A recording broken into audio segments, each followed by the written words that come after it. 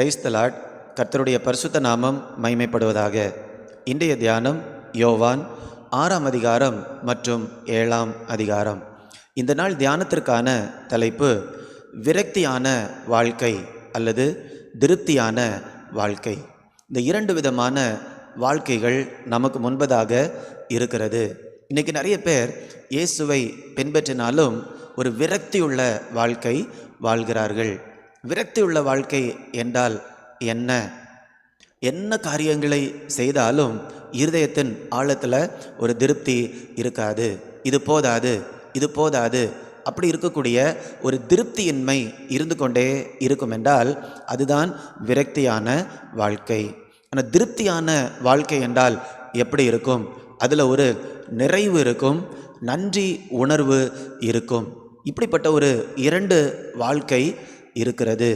இன்றைக்கு நாம் தியானிக்கக்கூடிய பகுதியில் இயேசு நாம் ஒவ்வொருவருக்கும் ஒரு அழைப்பை கொடுக்கிறார். என்ன அழைப்பு? நாம் ஒவ்வொருவரும் அவருடைய திருப்தியை பெற்றுக்கொள்ள முடியும். 7ஆம் அதிகாரம் 37ஆம் வசனத்தை நான் வாசிக்கிறேன். பண்டிகையின் கடைசி நாளாகிய பிரதான நாளிலே இயேசு நின்று சத்தமிட்டு, ஒருவன் தாகமாயிருந்தால் என்னிடத்தில் வந்து பானம் பண்ண கடவன். ஒருவன் தாகமாக இருந்தால் என்னிடத்தில் வந்து பானம் பண்ண கடவன்.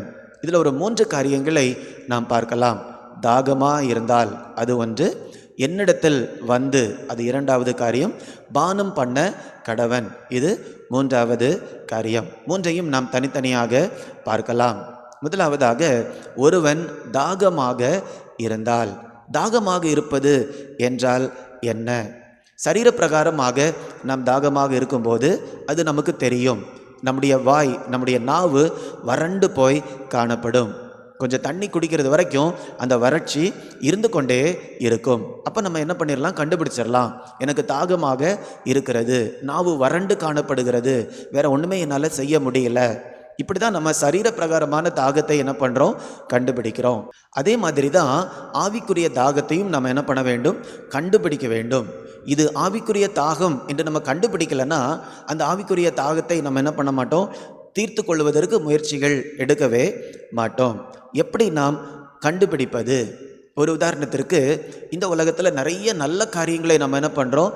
செய்கிறோம்.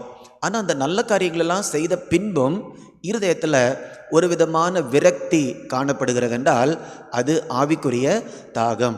உலகத்தின் பொருட்கள்னால நம்மளை என்ன பண்ண முடியாது? அந்த ஒரு தாகத்தை திருப்திப்படுத்த முடியாது. ஒருவேளை நல்லா படிக்கிறோம், படித்து நல்ல மார்க் வாங்குகிறோம், நல்ல வேலைக்கு போகிறோம், ஆனாலும் இருதயத்தில் என்ன இருக்குது? ஒரு குறை காணப்படுகிறது. அப்போ இப்படிப்பட்ட நம்முடைய சமுதாயத்தில் இருக்கக்கூடிய படிப்பு, உயர்வு, இப்படிப்பட்ட காரியங்களினால நம்முடைய ஆவிக்குரிய தாகத்தை திருப்திப்படுத்தவே முடியாது. அல்லது நல்லா படித்து ஒரு வேலைக்கு போகிறோம், ஒரு வீடு கட்டுறோம், ஒரு வாகனத்தை வாங்குகிறோம், ஆனாலும் நமக்குள்ளால் என்ன இருக்குது? ஒரு திருப்தி காணப்படலை. இன்னொருத்தங்க நம்மை காட்டிலும் அதிகமாக சம்பாதிக்கும் போது அல்லது அதிகமாக வாழ்ந்திருப்பதை பார்க்கும்போது இருதயத்தில் ஒரு விரக்தி காணப்படுகிறது என்றால் அதுதான் ஆவிக்குரிய தாகம். நான் இதெல்லாம் செஞ்சிட்டேன், ஆனாலும் மற்றவங்கள பார்க்கும்போது எனக்குள்ளால ஒரு வெறுமை காணப்படுகிறது, அல்லது எனக்கு இருப்பது போதாது, அப்படிப்பட்ட எண்ணம் வருகிறது.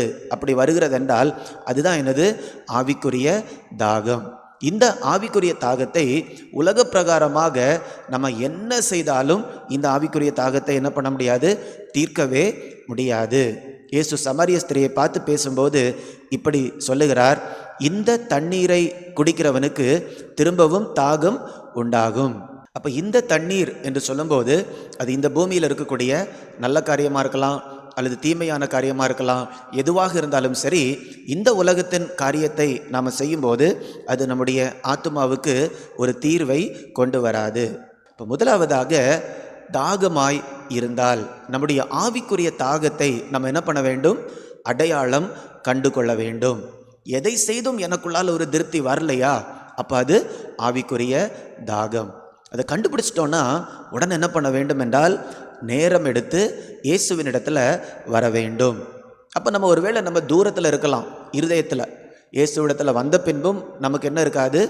நம்ம இயேசு பக்கத்தில் இருக்கிறது மாதிரி உணர்வு இருக்காது. அப்போ இயேசுவின் இடத்துல வருகிறது என்ன என்றால், நாம் ஒருவேளை ஜெபிப்பதற்கு ஒரு தனியாக ஒரு அறைக்குள்ளாக நம்ம போகிறோம். அங்கே போனாலும் நம்ம மனதில் என்னதான் இருக்கும்? நம்ம வீட்டில் இருக்கக்கூடிய வேலைகள் இருக்கலாம், அல்லது நம்ம வேலை பார்க்கக்கூடிய இடத்துல நடக்கக்கூடிய காரியங்கள் நம்ம மனதில் இருக்கலாம், அல்லது இன்னொரு நபரை பற்றி நம்ம மனசில் நினச்சிட்டு இருப்போம். இந்த நினைவுகள் எல்லாம் இருக்குதுன்னா இயேசுவின் இடத்துலேருந்து நம்ம தூரத்தில் காணப்படுறோம். ஆனால் நம்ம ஜெப அறையில் தான் இருக்கிறோம், அல்லது ஆலயத்திற்குள்ளால தான் இருக்கிறோம், ஆனால் நம்ம இயேசுவுக்கு பக்கத்தில் இல்லை. அப்போ இயேசு சொல்லுகிறார், என்னிடத்தில் வந்து என்று சொல்லும்போது ஒரு தனி அறைக்குள்ளால் வந்துட்டதுனால இயேசுவிடத்தில் வந்துட்டேன் என்று நாம் சொல்ல முடியாது.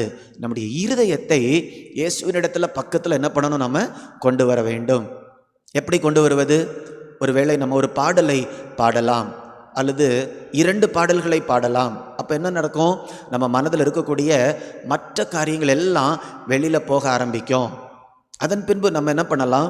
அப்படியே இயேசுடைய பிரசன்னத்தில் உட்கார்ந்து இருக்கலாம். அப்போ எந்த நேரத்தில் நம்முடைய மனதில் வேறு எந்த விதமான டிஸ்ட்ராக்ஷன்ஸும் இல்லாமல் இருக்குதோ அப்போ தான் நம்ம இயேசுவினிடத்தில் வந்திருக்கிறோம் என்று அர்த்தம். வேறே காரியங்கள் நம்ம மனதில் ஓடிக்கொண்டிருந்ததுன்னா நம்ம ஆயத்தப்படுவதற்கே அதிகமான நேரத்தை என்ன பண்ணணும்?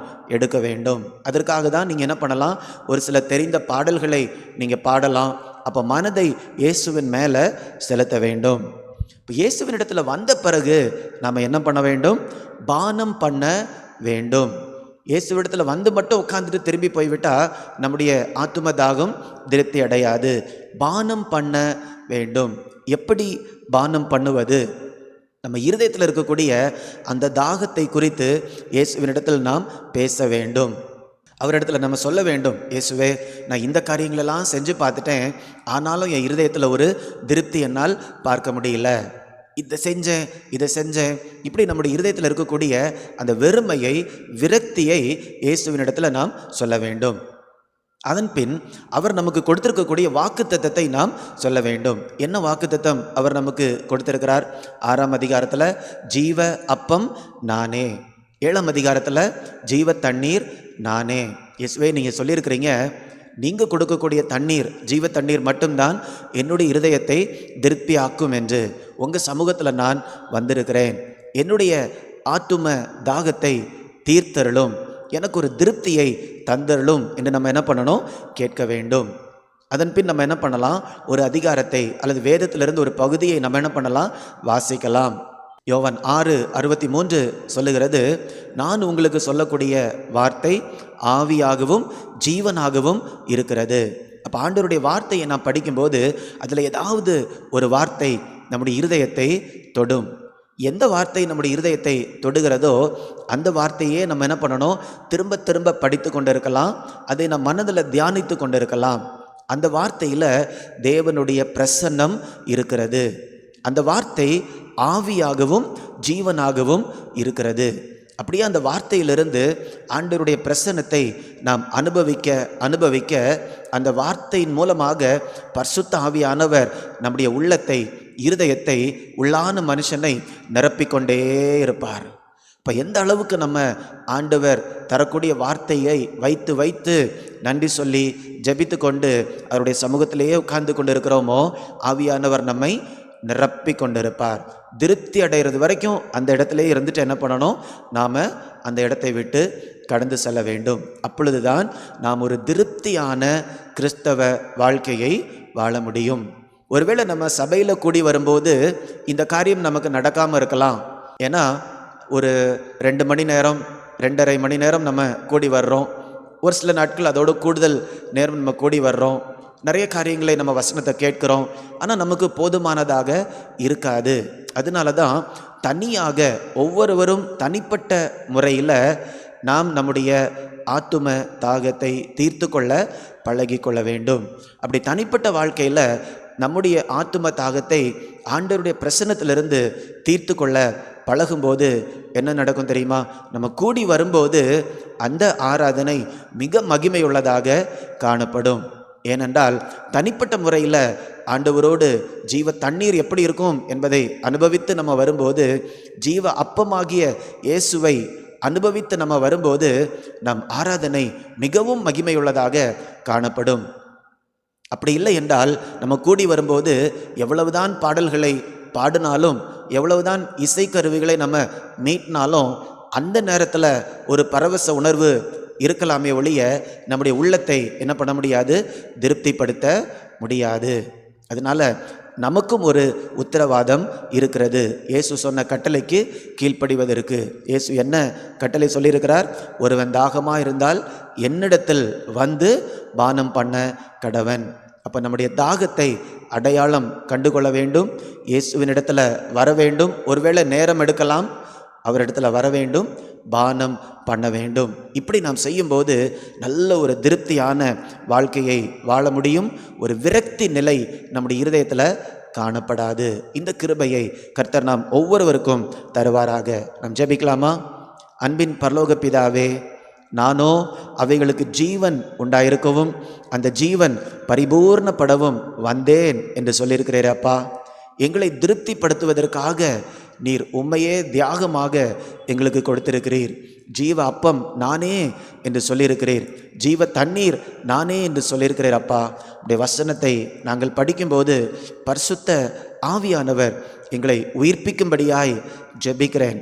எங்களுடைய உள்ளான ஆத்தும தாகத்தை தீர்க்கும்படியாய் ஜெபிக்கிறேன் அப்பா.